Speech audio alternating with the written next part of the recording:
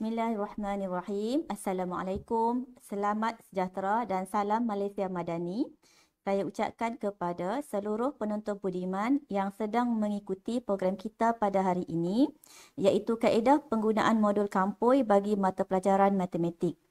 Terima kasih yang tak terhingga kepada Encik Azamil bin Azizan, Ketua Penolong Pengarah Unit Sains dan Matematik, Sektor Pembelajaran Jabatan Negeri Kedah dan pihak SSTP JPN Kedah kerana menjemput saya. Terlebih dahulu, saya memperkenalkan diri saya, iaitu saya Cikgu Syahilah binti Mat Saleh dari SMK Guar Cempedak 2 dan tajuk kita pada hari ini ialah graf gerakan. Okey, soalan yang pertama, yang ini untuk kertas 2. Graf laju masa dalam Rajah 1 menunjukkan pergerakan sebuah bas dari bandar A ke bandar B. Okey, soalan dia ialah nyatakan tempoh masa dalam minit bas itu bergerak dengan laju seragam. Okey, jadi 15 tolak 5 akan dapat 10. Okey, soalan B.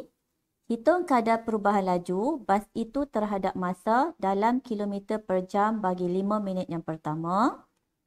Okey, jadi 20 per 5 per 60 akan dapat 240 km per jam. Okey, soalan C. Hitung jarak yang dilalui oleh bas bagi 15 minit yang pertama. Okey, untuk 15 minit yang pertama, bila jarak, kita akan cari luas di bawah graf, iaitu luas trapezium. 1/2 darab 10 tambah 15 per 60 darabkan dengan 20 tinggi akan dapat 4.17 ataupun 41/6 km. Okey, itu bentuk trapezium dia untuk jarak yang dilalui oleh bas bagi 15 minit yang pertama. Okey, D. Hitung purata laju keseluruhan perjalanan bas itu. Okey, oleh itu kita perlu cari luas di bawah graf bagi keseluruhan perjalanan bas. Okey, yang pertama luas trapezium, yang kedua luas trapezium dan yang ketiga luas segitiga, iaitu 1/2 darabkan dengan 15 tambah 10 per 60 darabkan dengan 20, iaitu luas trapezium yang pertama. Yang kedua 1/2 darabkan dengan 20 tambah 35 darabkan dengan 15 per 60. Tambahkan dengan 1/2 darab 35 darabkan dengan 15 per 60. Dan keseluruhan kita akan bahagikan dengan 45/60. Okey. Dan jawapan dia ialah 20.56 ataupun 25/9 km per jam. Okey, soalan yang seterusnya, soalan yang kedua. Rajah 2 menunjukkan graf jarak masa bagi perjalanan Anas dan Achong. Graf PQRS mewakili perjalanan Anas dan graf PRT mewakili perjalanan Achong. Kedua-dua mereka bertolak serentak dari bandar A ke bandar B melalui jalan yang sama. Okey, soalan dia. A.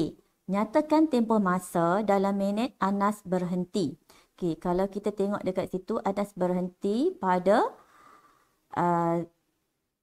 jam 1.0 hinggalah 1.2. Kita dapat 12 minit. Okey, soalan seterusnya B. Pada suatu ketika dalam perjalanan tersebut, Anas dan Achong berada di lokasi yang sama. Okey, yang pertama, cari jarak dalam kilometer di antara lokasi itu dengan bandar A. Okey, jawapan dia 150 tolak dengan 90 akan dapat 60 kilometer. Okey, soalan yang kedua.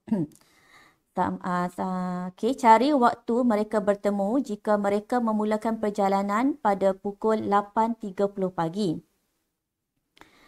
Jadi, 8.30 tambahkan dengan 1 jam 12 minit, kita akan dapat 9.42 minit pagi.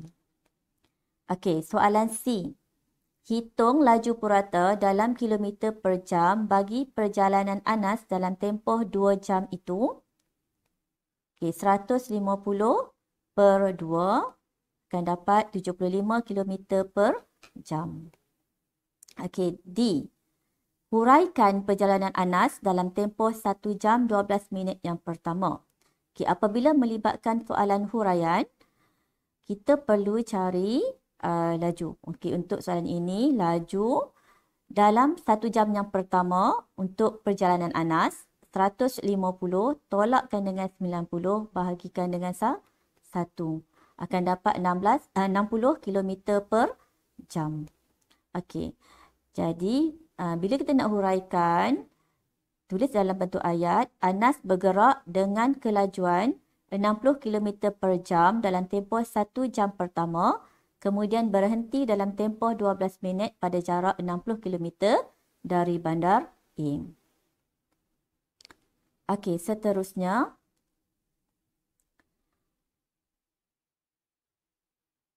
Rajah 3 menunjukkan graf jarak masa bagi perjalanan bas dan teksi. Graf PQRS mewakili perjalanan bas itu dari bandar A ke bandar B. Graf JK mewakili perjalanan teksi itu dari bandar B ke bandar A. Bas itu bertolak dari bandar A dan teksi itu pula bertolak dari bandar B pada waktu yang sama dan melalui jalan yang sama. Okey, soalan dia, nyatakan tempoh masa dalam minit bas itu berhenti. Kalau kita tengok soalan ni, dia berhenti pada Q dan R. Tempoh masa 65 tolak 30 akan dapat 35 minit. Okey, soalan seterusnya. Jika perjalanan itu bermula jam 9 pagi, pukul berapakah kedua-dua kenderaan itu bertemu? Okey, jadi 9.40 pagi.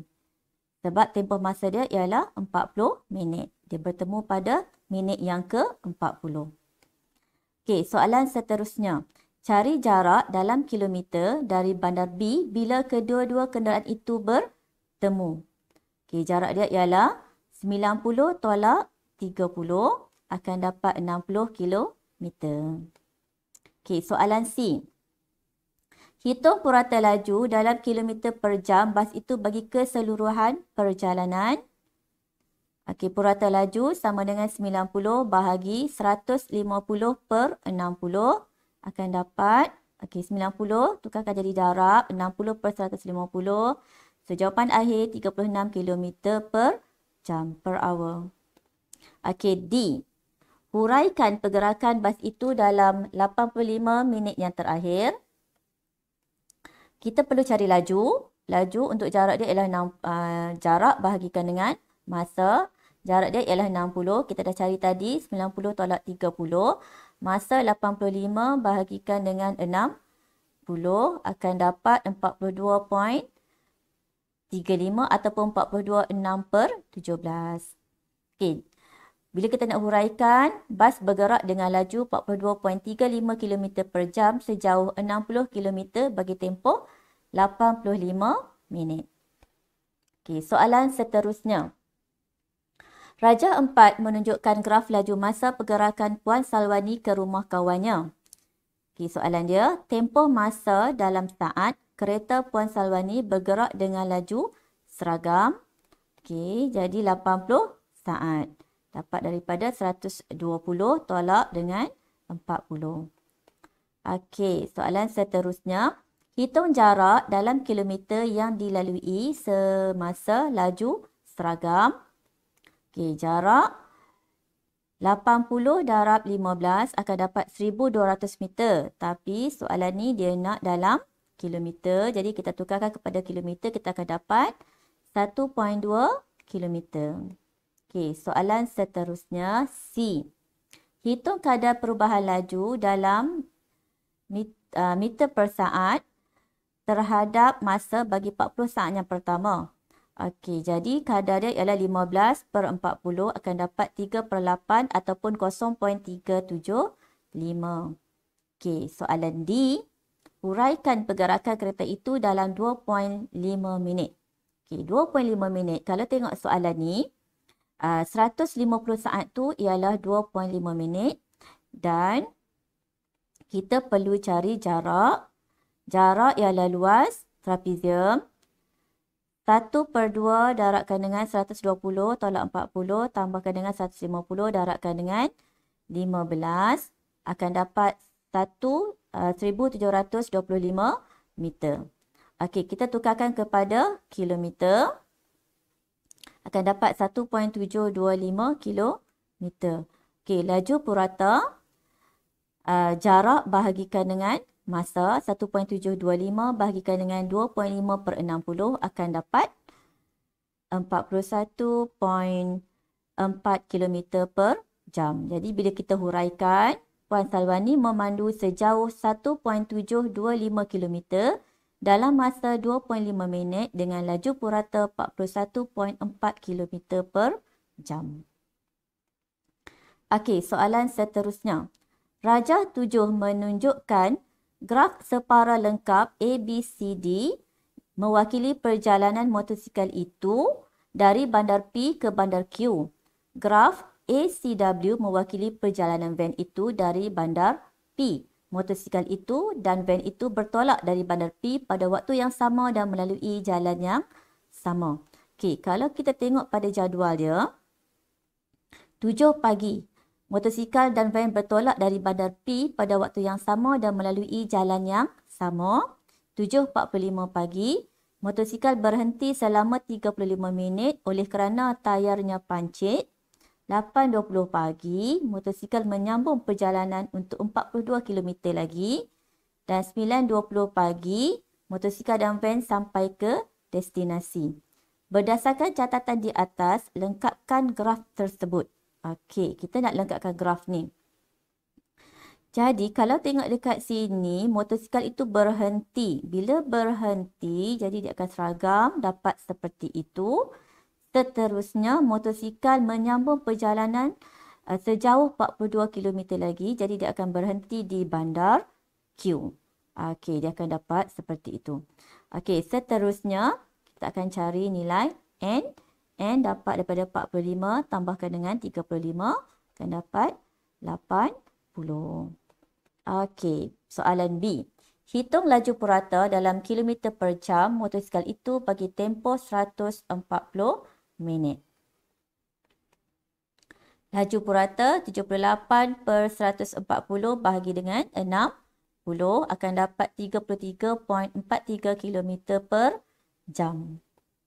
Okey, soalan seterusnya. Pada satu ketika dalam perjalanan, kedua-dua kendaraan itu bertemu pada satu lokasi. Nyatakan masa dalam minit yang diambil oleh van dari bandar P ke lokasi kedua-dua kendaraan itu bertemu. Okey, kat sini 45 tambah 35 akan dapat 80 minit. Okey, berakhirnya soalan tadi, maka berakhirlah slot saya yang bertajuk graf gerakan. Sekian.